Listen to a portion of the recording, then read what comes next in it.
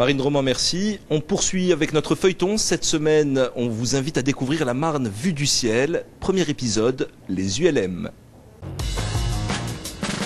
Un gros ventilateur dans le dos, une voile au-dessus de la tête et c'est parti.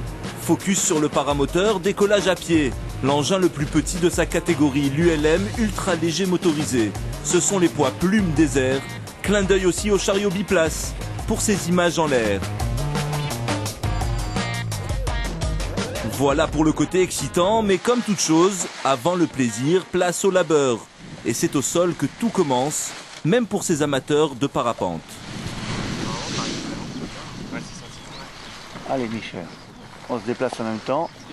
Le corps à gauche et la main légèrement à droite. Une fois qu'on a acquis cette facilité, cette aisance de tenir la voile au-dessus de la tête, en vol ça sera à peu près pareil. 6 heures quotidiennes pendant 5 jours pour repartir avec le brevet pratique pour voler en paramoteur, histoire de varier les possibilités d'appréhender les airs pour ces deux frères. Pouvoir voler beaucoup plus souvent, oui.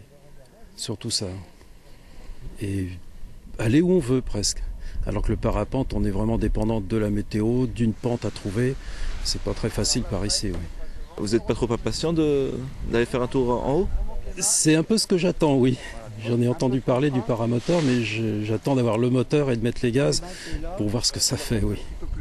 Il faut être patient. Il vaut mieux encore bien travailler le sujet plutôt que se précipiter.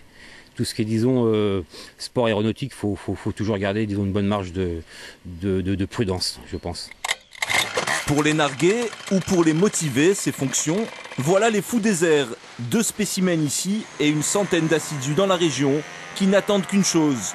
Pas de pluie, vent en dessous de 30 km/h. Ils peuvent alors embrasser les nuages.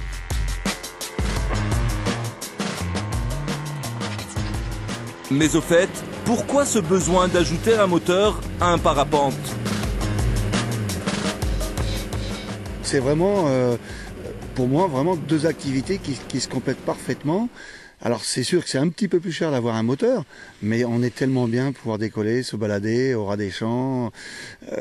C'est vraiment la promenade pour moi. Liberté d'aller et venir au gré de ses envies avec 3 heures d'autonomie. Il faut aussi être un peu casse-cou, 28 kilos sur le dos en moyenne. C'est sûr, tant qu'il fera cette météo, ces deux-là ne sont pas prêts de retoucher terre.